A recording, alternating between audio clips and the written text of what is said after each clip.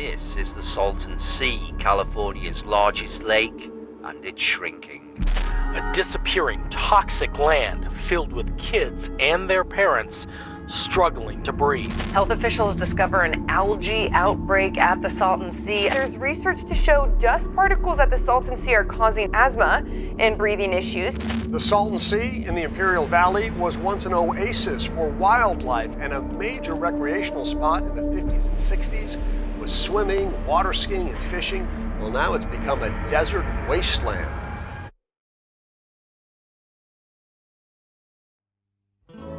And here, another touch of nature's magic. Here in the desert, a sea called Salton Sea.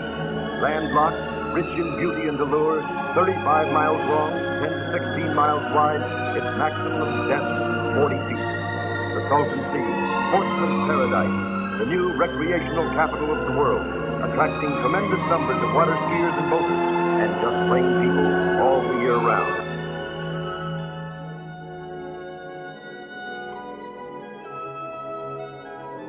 Here is the greatest combination of all, sea, desert, and mountains, and setting it all off like a jewel in the desert, Salton Sea.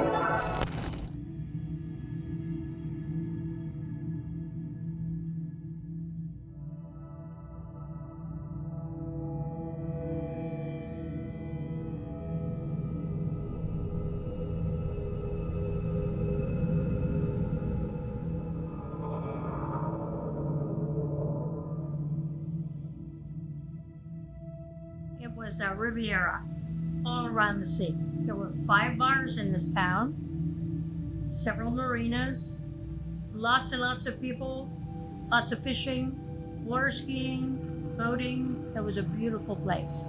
My name is Sonia Herbert, and I live here in Bombay Beach, 230 feet below sea level.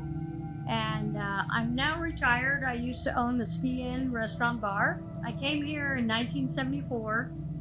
I had 4 sons. It was a situation where I had to leave Long Beach and come here. So I came and lived with my dad for a while. Well, there used to be a lot of people lived here. A lot of elderly people retired here. And everybody was fixing and doing things. It was wonderful. The whole community grew to a beautiful community. And then people got old and died and moved away. And then they did a water transfer in the 80s. So then we're not getting the runoff to the sea. So then the sea starts receding. Pretty soon there's no fish. Fishermen quit coming here. All the commerce sort of went away. It just sort of destroyed the town.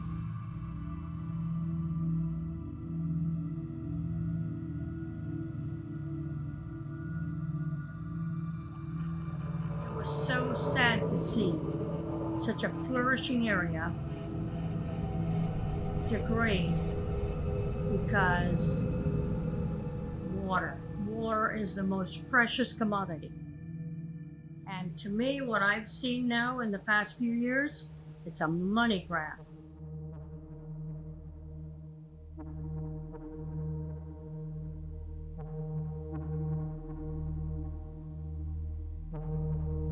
So 1905, it formed because they messed up irrigation works, right? Colorado River broke some dams, flooded the Salton Sea, flooded this area here that is an old lake bottom, and filled it up. So suddenly there was water in a super hot desert, right? So then all the farmers pushed in all their excess water with a lot of excess fertilizer. And then they throw in fish and stuff like that. So everything started to grow like crazy. And so when it's hot and when you put a lot of fertilizer, it's basically like a bodybuilder on steroids, right? So you pump up the sea, you had like this enormous fish, right? Everything was like blooming, growing, crazy life. But then, like a bodybuilder on steroids, something goes wrong.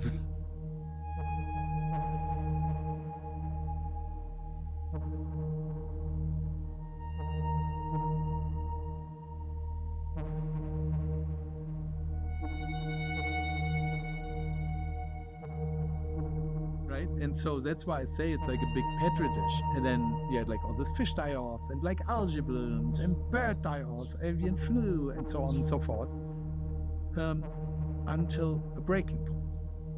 And I think that's the situation we see now, is that one, the lake has gone through all these different phases of boom, bust, disaster.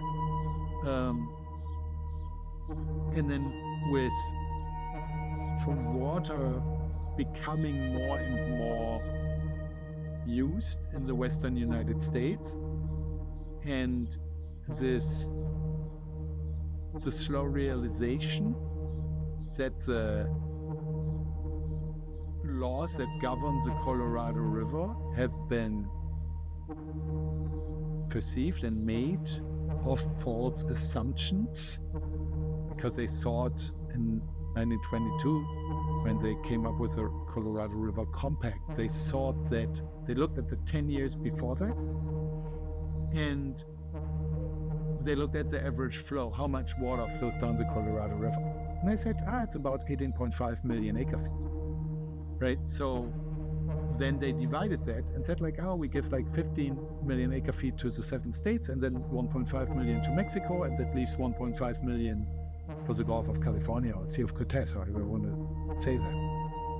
And then turned out, well, actually that was some of the wettest years on the Colorado River in the first place, and that the real flow is somewhere, I don't know, like 12 to 14, maybe 15 million acre feet. So it's heavily oversubscribed. That means no water goes to the ocean. And then the largest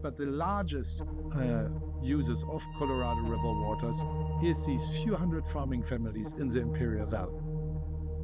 And so when they use so much water, and then suddenly places like San Diego and LA and so on, and the Coachella Valley and so on, they all want to grow. Like everybody in the West wants to grow, right? Las Vegas got bigger, and Phoenix and Tucson and all of these places just want to grow.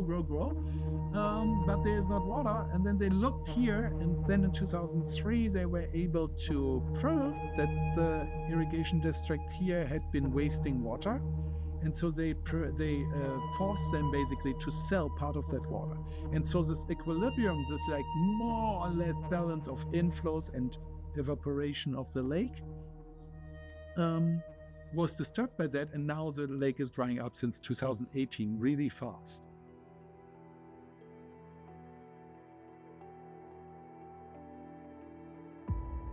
So in Imperial County, there was a water transfer of 300,000 acre feet called the Quantification Settlement Agreement, right?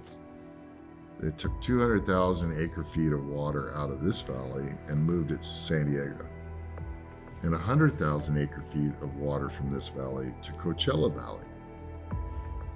And that's why the sea is receding. The state of California signed on to the obligation of the restoration of the Salton Sea in the QSA. And they have been neglect up till 2017, when they came out with the SSMP framework, of doing anything to address the problem. In a perfect world, everybody would understand the gravity of what is in front of us. But I will tell you, from a county of Imperial point of view, we're not going to bear the cost of something that benefited another community and was force-fed into my home to do something for someone else, right? There were agreements, and they have to be honored. If you shake on a deal and you don't follow through, that's about as far as we're ever going to believe you again. And your word is your bond. You break that bond, it's very hard to trust again.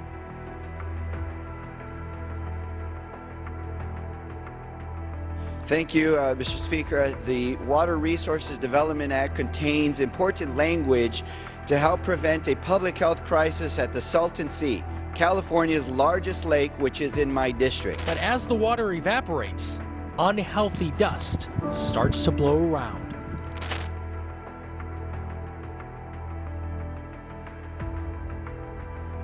We know that, since the Quantification Settlement Agreement, the QSA in 2003, so much of that water has already been diverted to cities like San Diego and Los Angeles, and the Coachella Valley, right?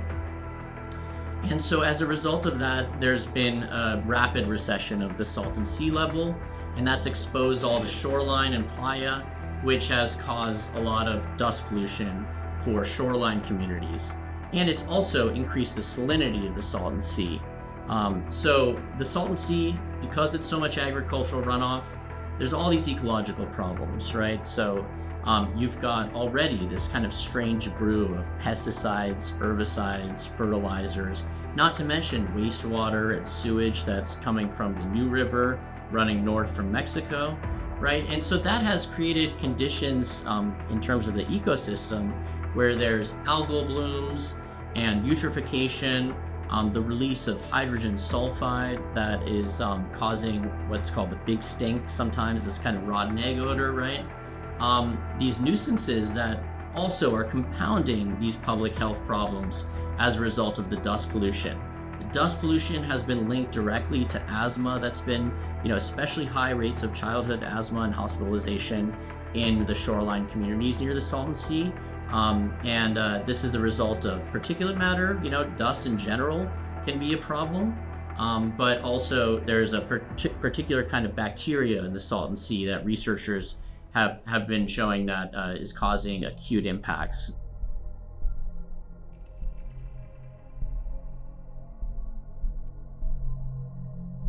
Czar Tide. I've been here for 2.5 years now. During my time living here, I have experienced the effects of the dust. I have also experienced a very, very traumatic asthma attack. When I first got here, I lived on the beach, like on the beach. Nobody lives on the beach, by the way. Like around the whole sea, nobody technically lives on the beach. And this is probably why, is because when you live on the beach and you're in a dust storm, you if you're in a certain spot on the beach, you become you're in a vacuum, and it kind of sucks the air out of whatever. If you're in a car or in a almost sealed vehicle, it sucks the air out of the vehicle, so you can't breathe. So that's what happened to me on the beach. It was really bad. It was like 1 week we had at least 3 dust storms. Like it was like a continuous dust storm that happened for those almost 3 days. And on the night of the second day, the storm was so strong, it sucked the air out of the car to where I couldn't breathe. I woke up choking, and I couldn't move because I was choking so hard. I was terrified. I thought like that was it then. When we have dust events or whiteout events along the Salton Sea, those are very, very dangerous situations, especially vulnerable populations like children and seniors. So we need to double down on those efforts, especially when it comes to public health in mitigating the exposure of that playa. So we need to ensure that we are addressing some of those mitigation challenges and providing projects that bring habitat restoration to protect that ecosystem at the Salton Sea. So when it comes to IID, and when the state or the federal government kind of taps us on the shoulder and say, hey, we want to implement these large capital projects, and we need access to your land, either through the actual land or easement or right away, it's all thumbs up. We are one of the largest landowners along the Salton Sea or in the Salton Sea area. And that's important because we have a social responsibility when it comes to our property. So the state, under the leadership of Secretary Crowfoot, California Natural Resources Agency, has invested tremendously. Over $400 to $500 million right now at the Salton Sea on the west side of the Salton Sea. They're actually building a 4,000 acre shallow habitat project. This is critical for habitat restoration. It's also important because it's one of the most emissive areas when dusk comes. So 4,000 acres working at the delta of the New River and bringing habitat back. It is quite the project. A lot of partners involved, an incredible workforce out there building and creating habitat. Again, the federal government, who's 40% owner of the property at the Salton Sea, is also making significant headway, and that is through the engagement of the Department of Army Corps. And the Department of Army Corps is in the midst of a 3-year feasibility study. This one's significant, and it's significant because once they present the best alternative solution when it comes to the Salton Sea, when they look at the hydrology commitments, we are gonna anchor in a funding partner, a federal funding partner up to 65%. So they're about in year 2 of the feasibility study. Once they complete their study and they produce what's called a Chiefs report, then we can unlock almost $1 billion from the Department of Defense or from the Army, which has $1 trillion budget, to anchor in a federal funding partner at 65%. Demand for electric vehicles is surging in the U.S., sparked in part by subsidies offered by the federal government. But a looming supply shortage of lithium threatens to stall the EV transition. Stephanie Tsai traveled to California's Salton Sea to report on the promise and remaining challenges of building a new lithium valley to meet the country's energy needs. Yeah, so lithium, it is a major opportunity for our valley. We have one of the largest deposits of lithium here near the Salton Sea.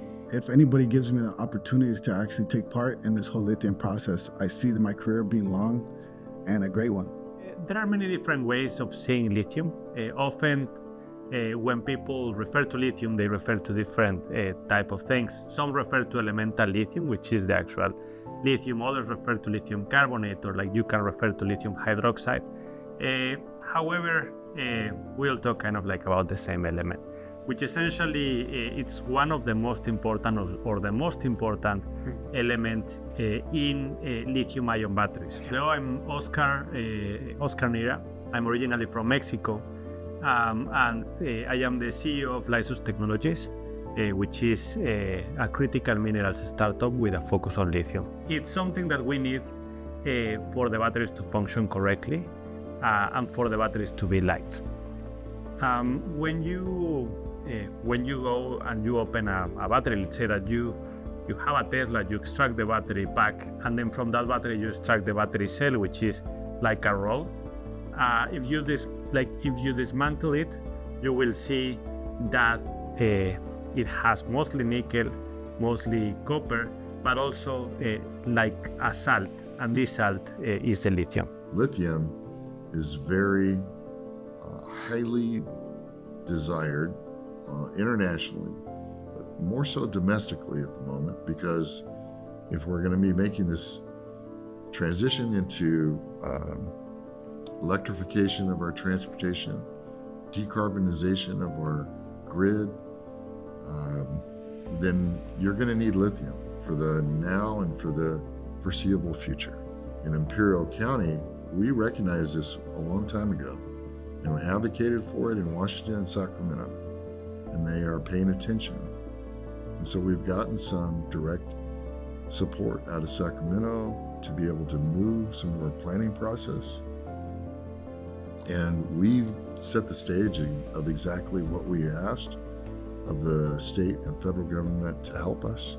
And we've done a lot to be able to create the environment to make this a possibility. There will be new geothermal and mineral recovery in Imperial Valley, but the bigger piece is to see the manufacturing come. So if we can see a renewable power plant with mineral recovery, with a cathode plant using renewable power and Imperial County lithium to make cathodes, and then taking those cathodes and putting them in battery assembly here in Imperial County, and then shipping them across the United States and the world. That is what we are trying to put in place. So there are different types of extracting lithium. Number one, you have rock-based lithium, which is in this case spodumene, which is a type of rock. You have clay-based lithium, which is like the one that we have in the Clayton Valley. And you also have brine-based lithium, which is the one that you have predominantly in Chile, in the lithium triangle in Argentina, Chile, Bolivia. And also we have here in the US in Silver Peak, which is the only brine producing site in North America. So those are typically the three most common methods. However, we are seeing new methods of extraction, in this case also from geothermal, which is relevant to the Salton Sea.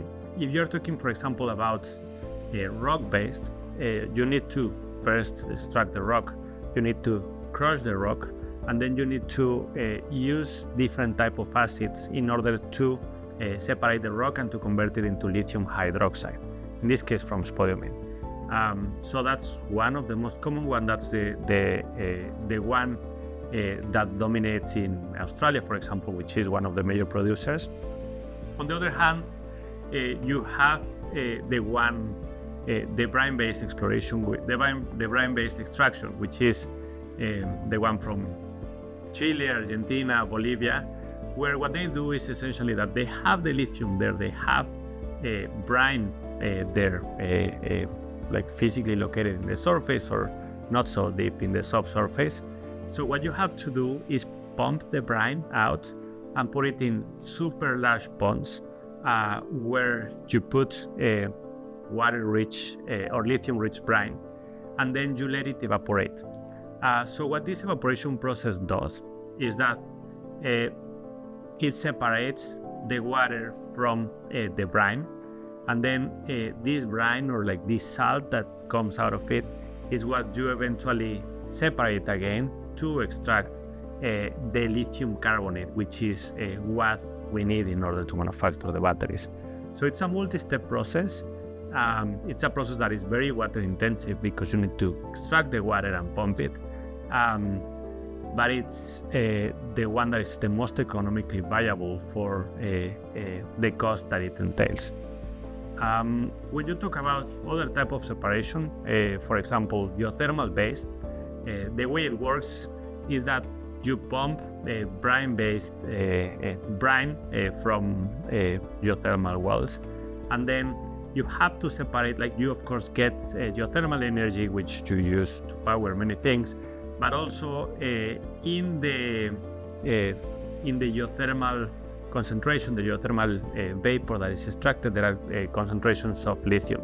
So you need to capture with membranes or separate with membranes the lithium so that you can use it. You need to figure out a way to let only the lithium pass through the structure so that you can separate it correctly, which is what they are trying to do or doing in the Salton Sea.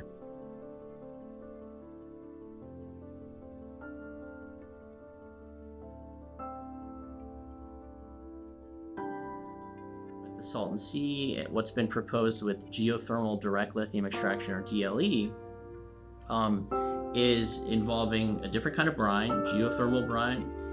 Again, very hot brine. It's because of its heat, its temperature, as well as impurities. There are a lot of people in the lithium industry who think it's not commercially feasible compared to other brine resources. I think there are technical barriers, in other words, to development of this resource that are important to resolve as well.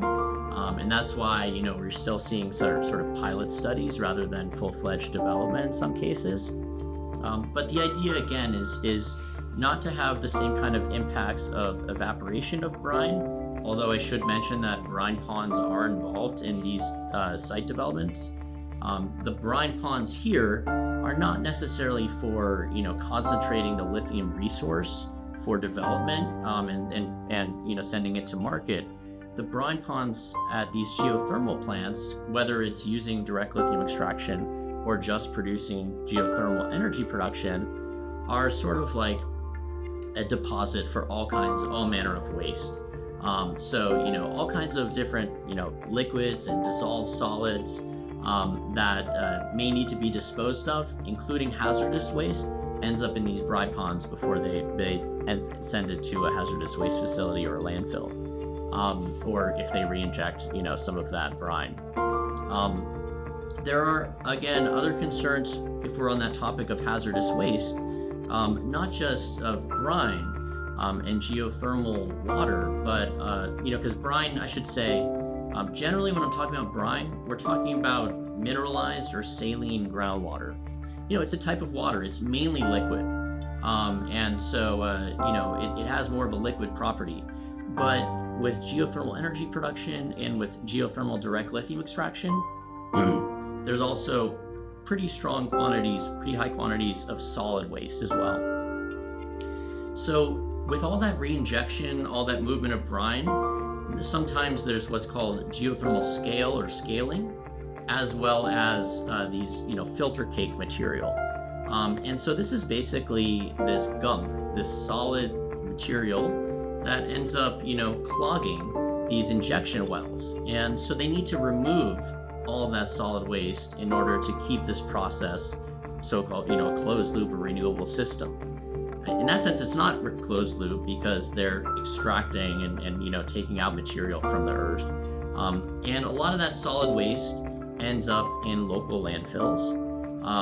And if it meets a certain threshold for hazardous waste, because generally there's going to be traces of lead and arsenic in this solid waste, then it will get shipped to a facility that's in Arizona or even in the Central Valley of California as well. We know that one of those non-hazardous waste sites is in Salton City, around Salton City. And we also know from the Berkeley National Lab report that some of the waste that Berkshire Hathaway generates right now goes to Kern County if it's hazardous, and it can also go to Arizona depending on the hazard level. This process does take quite a bit of water, and there's the concern that the Colorado River water is obviously drying up. There are increasing conversations about climate change, about the drought, about the need to really, there's a lot of discussion for farmers and others to conserve, and individual residents to conserve water, because water availability is one of the biggest threats to the Southwest in this moment, at least thinking about the Colorado River source. So the concern is that they're proposing a lot of water use in this process. The industry will be quick to say, and the county, the CEO of Natural Resources will be quick to say, oh, well, it's a very tiny fraction of water when you compare it to the farmers and others that use water. It's not significant, but significant to who, right? To our community that lives in the North End, they have to pay really expensive water. Water's really expensive for them. There's communities in Imperial Valley that don't have, they live in rural areas where they don't have access to the municipal water, so they have to drink canal water, and they have to, or they have to shower and use it for cooking, canal water. And those people, because that's not a canal water, you can imagine it has agricultural runoff, and essentially it doesn't meet the Water Quality Act of California. So these folks have to get bottled water. So the communities where the lithium is going to be extracted have water access issues. Because the bottled water is expensive, we've heard from residents that choose to like bathe their babies or whatever with this canal water, or will just boil the water in hopes that it gets clean before using it for like cooking and washing plates or like whatever, you know, like they wash their plates with that water and whatnot. So water accessibility is an issue. Therefore, any discussion of water use for industrial purposes is a concern. They can do the math. They're doing the math of all these numbers and figures that are being given, and they're like, where's that water gonna come from? And they don't feel what I've heard residents very uncomfortable with championing or moving forward with the lithium development as champions, when at the same time they're having all these questions about the water, where it's gonna come from, right? So that's one of the big issues. We wonder, like, where are the deals being made from? Where are the deals happening? Are the deals happening right now? How is it that water, like, I imagine people like me that are trying to make sense of it might imagine that at some point the IID, the farmers that have most of the water allocations and water rights, will have to work with the lithium industry to figure out how they're going to work together to ensure that there's enough water for this development.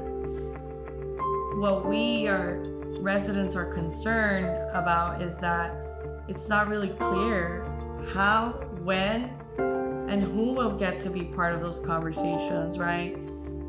We fear that those negotiations will happen behind closed doors and in not a transparent process, so we might not find out until after the fact. But what we do hear from industry is that we are not to worry. We hear from the Deputy CEO of Natural Resources of Imperial County to say that we are not to worry because this is not a significant amount of water, but obviously people are concerned. My hope is that the Salton Sea has a long-range plan that addresses the community concerns. That's not built off of what is best for special interest groups in Sacramento or bureaucracies in Sacramento or Washington, but for the people that live here. So that actually having a body of water that can be something of a piece of art, something we share with family and friends, and others come to visit. And that we don't, as far as the development in this valley, that we don't jeopardize the growth, displacing what we have. I don't want to lose our small kind of interwoven network of family and friends to be able to have a traffic jam between Calipatria and Brawley. I don't want that. But I also want us to have an economic opportunity to be able to say that my kids and your kids are going to be able to have a meaningful professional career and development here. That they're not going to have to go to San Diego or to Los Angeles or Phoenix or any other destination metropolitan to be able to have a meaningful, fruitful life. And so I've seen that firsthand, and I'm sure that you have too. The experience is that if you want to proceed in your profession and it's not part of the makeup that we have here, you've got to leave. And we want people actually to come to be part. I mean, we've got positioning on our planning to have local hiring requirements, that these projects are going to be built with local employment. But on top of that, we want to bring people in too, right? Like if there are people that have an expertise on something that can help move this along, and they're coming from Mexico, or they're coming from Canada, or they're coming from Sri Lanka. Come on, become part of our community, and join in the idea that we can have something better. I've seen other jurisdictions that have done some pretty amazing things over, distressed communities and bounced back. And I don't think we're distressed. I think we're underserved. And that's because we're the farthest point from Sacramento and the least thought about. We're changing. And I believe that in the near future, there will be a lot of activity here that will foster that development for education and work that will, you may even relocate back to Imperial Valley. I would hope that we can at least stop the water from going away. Maybe not push it back to where it was. I think it's right at the 1929 shoreline, almost for us. And if we could stop it from receding anymore and help, put other things in place. Like, we had our own marina and we had our own thing going on,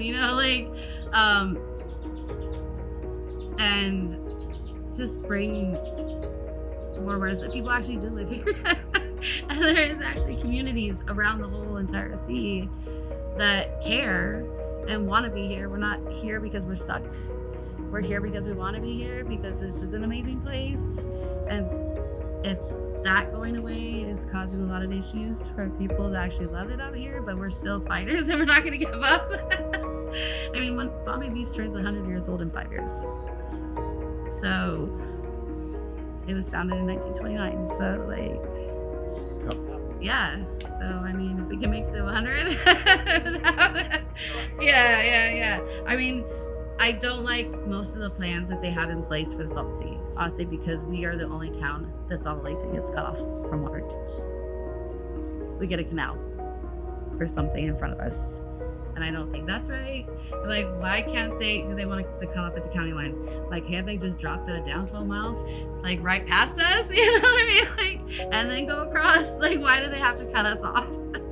Because that is, I mean, like I said, this was a recreational area. There was boats lined all the way out to 111 trying to get into our marina to launch at some point. So that's what I've heard from the older people, the older generation, in its big heyday. It was lined with the whole street was trying to get into the marina to get their boats launched, at least so they could pull it up on the beach somewhere and have their spot. So I think for Lithium Valley, I want to see the questions around environment and health impacts addressed before this thing gets to the point where there is no turning back. There's going to be certain markers I think that industry will hit to make sure that they can deliver on lithium, but it shouldn't come at shortcuts and at the expense of community. So I'm hoping that we have a safe and sustainable and responsible extraction industry develop, and that eventually leads to high road career pathways for our community. What that means is that you are going to have a salary that will support a household. I don't think it's beneficial to see 4 to 5 family members having to work to maintain a household. That's, I'd say, humane at this point. It's not what made America great in the past. Coming out of the Depression, coming out of World War II, the economy was booming. There was all this manufacturing, all these industries that were emerging. And as we've shifted into technology, this is still the same space. We're in technology, just this technology is different. It's about renewable energy, it's about mineral extraction, it's about electric vehicles, electrifying the grid, all these things. But I wanted to be able to create those opportunities for our residents. We don't need to see a brain drain. I don't think we need to see everybody from between 18 and 25 having to leave the area to go find these opportunities elsewhere. Because that dilutes what our culture could be. If you look around Imperial Valley, you don't really see what our culture is. It's pretty bland, it's pretty faceless, and I think given the very, very strong backgrounds that a lot of the population here comes from, because we are a very immigrant-heavy population, whether it's first, second, or third generation at this point, you don't see that reflected in our community. So ultimately, what I hope is that Imperial Valley gains its identity back. right? And that it is thriving community because you have your identity, you have access to opportunities, and you're doing it without harming the environment and people's health. And ultimately, I mean, that's the goal that we're trying to achieve in a lot of our work. And that's what we push so hard, because there's no shortcuts, I think, to that. It has to be everybody working together collaboratively and with the understanding that, you know, we've already seen this go sideways in the past. We can't let it go sideways again.